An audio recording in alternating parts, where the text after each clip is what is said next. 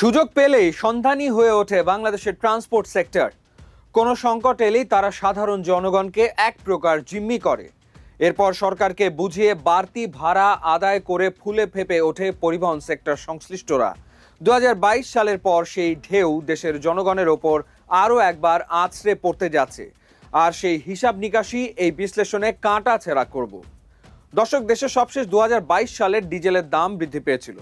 তৎকালীন সরকার অগাস্টের 6 তারিখে ডিজেলের দাম বাড়িয়ে লিটার প্রতি 80 থেকে 114 টাকা নির্ধারণ করে। সেই হিসাবে এক লাফে ডিজেলের দাম বেড়েছিল 42%। আর বাংলাদেশে তো অবধারিত নিয়ম অনুযায়ী ডিজেলের দাম বাড়ার সঙ্গে সঙ্গেই বাস ভাড়া বৃদ্ধি পায়। তথ্য বলছে, জ্বালানি তেলের মূল্য 1 টাকা বৃদ্ধি বা কমলে ভাড়া 1 পয়সা বাড়ানো বা কমানোর রীতি দীর্ঘদিন ধরেই চলে এসছে। দর্শক, 2022 সালে ডিজেলের দাম বৃদ্ধির পরপরই তখন বাসের ভাড়া কিলোমিটার প্রতি 40 পয়সা বা 22% পর্যন্ত বৃদ্ধি করে সরকার। ডিজেলের দাম বৃদ্ধির আগে ঢাকা বগুড়া রুটে বাস ভাড়া ছিল 350 টাকা, আর ভাড়া বৃদ্ধির সঙ্গে তা এক লাফে 550 টাকা হয়ে যায়। সারা দেশেই এরকম বড় আকারে বাস ভাড়া বৃদ্ধি পায়। এরপর কয়েক দফায় ডিজেলের দাম কমানো হয়। একই সঙ্গে আনুষ্ঠানিকভাবে সরকার 2 দফায় কিলোমিটার প্রতি বাস মিনিবাসের ভাড়া 8 পয়সা কমায়, কিন্তু তা মেনে বাসের ভাড়া কমাননি পরিবহন মালিকরা। সরকারের কোনো তদারকি ছিল না। ফলাফল, বাস মালিকরা ঠিকই একচেটিয়া ব্যবসা করেছেন। দর্শক, ইরান আমেরিকা যুদ্ধের খবর তো সবারই জানা। গত ফেব্রুয়ারির শেষ থেকে চলতি মাসের দ্বিতীয় সপ্তাহ পর্যন্ত যুদ্ধের উত্তাপ বিরাজ করেছে। আর সেই যুদ্ধের রেশ সরাসরি পড়েছে জ্বালানি তেলের ওপর। বাংলাদেশও তার ব্যতিক্রম নয়। নানা সংকট আর জটিলতার মধ্যে বাংলাদেশেও সব ধরনের জ্বালানির দাম বৃদ্ধির ঘোষণা দিয়েছে সরকার। নতুন ঘোষণা অনুযায়ী 100 টাকার ডিজেলের দাম এখন 115 টাকা।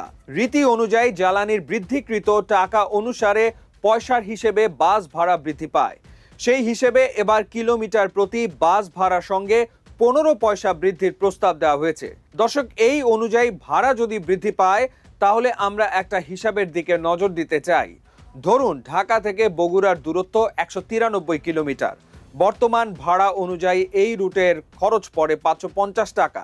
সেক্ষেত্রে কিলোমিটার প্রতি যদি 15 পয়সা করে বাড়ানো হয়, তবে নতুন করে যাত্রীদের আরও কত টাকা গুনতে হবে? 193 কিলোমিটার পথ যেতে 550 টাকার সঙ্গে নতুন করে আরও 29 টাকা যোগ করতে হবে। সেক্ষেত্রে নতুন বাস ভাড়া দাঁড়াবে 580 টাকাতে। এটা তো শুধু বগুড়ার রুটে বাড়বে না, সারা দেশেই একই হারে বাস ভাড়া বৃদ্ধি পাবে। কিন্তু প্রশ্ন হলো, যে হারে ভাড়া বৃদ্ধির প্রস্তাব দেওয়া হয়েছে সরকারকে, সেটি ভোক্তা পর্যায়ে যৌক্তিক থাকবে কিনা? অতিরিক্ত 30 টাকা তো বটেই, যাত্রীদের থেকে 60 টাকাও নেওয়া হতে পারে।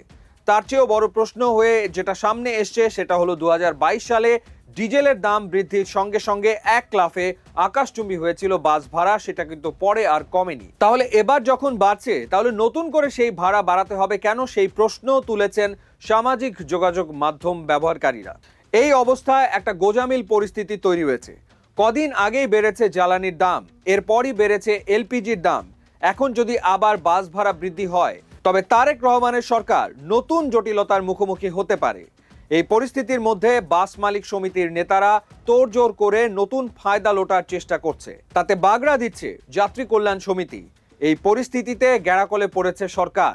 মঙ্গলবার জ্বালানি তেলের দাম বৃদ্ধির সঙ্গে সমন্বয় করে বাসের যৌক্তিক ভাড়া নির্ধারণ করা হবে বলে জানিয়েছেন প্রধানমন্ত্রীর তথ্য উপদেষ্টা ডক্টর জায়েদুর রহমান। বুধবার তারই রেশ ধরে বাস মালিক সমিতি জানিয়ে দিয়েছে সরকারের ঘোষণা ছাড়া কোনো বাস ভাড়া না বাড়াতে। সরকারের কি সিদ্ধান্ত আসবে না আসবে সেটি জানতে আরও অপেক্ষা করতে হবে, কিন্তু নিজেদের দাবি আদায়ে সড়কে মিনিবাসের সংকট ইতিমধ্যে দেখা দিয়েছে। জনগণের সরকার কতটুকু জনগণের মন রাখতে পারে, এখন সেটাই দেখার বিষয়।